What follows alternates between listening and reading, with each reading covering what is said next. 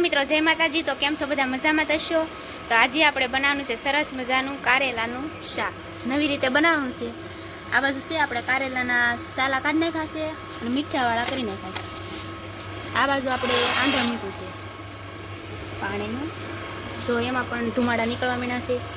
તે પાણીનું આંધણ આવી જાય ને પછી આપણે એને થાળી મૂકી દઈશું। પછી આ કારેલા છે તે ગોઠવી દઈશું। નવી રીતે આપણે કરવાનું છે શાક।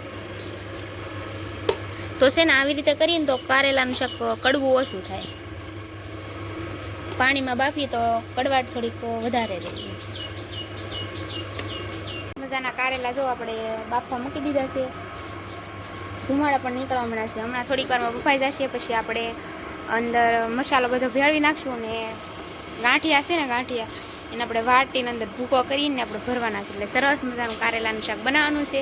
તો વિડીયોમાં બનતા રહેજો।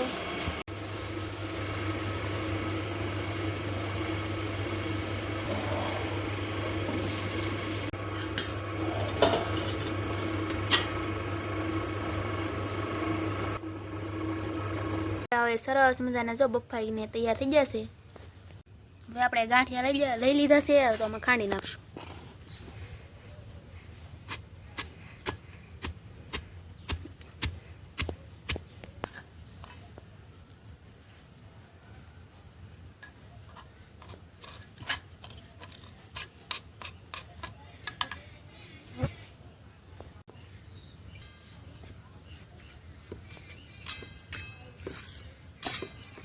તેલ સાથે આપણે બધો મસાલો મિક્સમાં ભેળવી નાખ્યો છે। આમ હલાવી તો મરચું બધું ઓગળી જાય।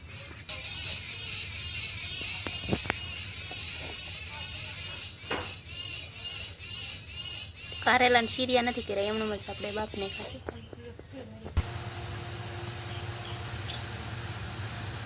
આપણે આ બધો મસાલો છે એ હલાવી નાખશું।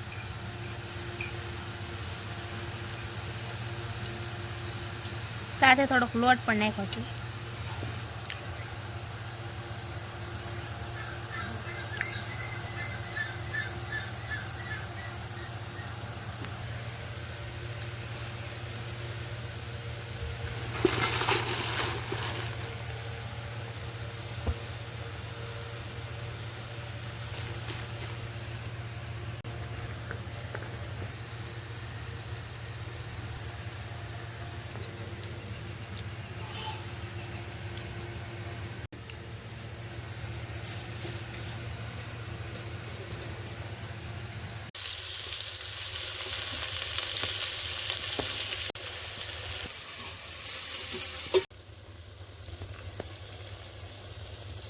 જો મિત્રો સરસ મજાનું કારેલાનું શાક તૈયાર થઈ ગયું છે।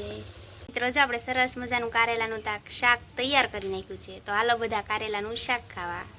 તો ઊની રોટલીને કારેલાનું શાક, તો આપણે જો સરસ મજાનું કારેલાનું શાક બનાવી નાખ્યું છે। કોરું મોરું પાણી આવે એવું કેટલું મસ્ત મસ્ત છે જો। તો હાલો બધા કારેલાનું શાક ખાવા। જો કેટલું સરસ મજાનું છે બનાવેલું આપણે। અડધી મહેનત મમ્મીની છે। તો જો કેટલું મારા મમ્મીના હાથથી સરસ મજાનું શાક બનાવી નાખ્યું છે।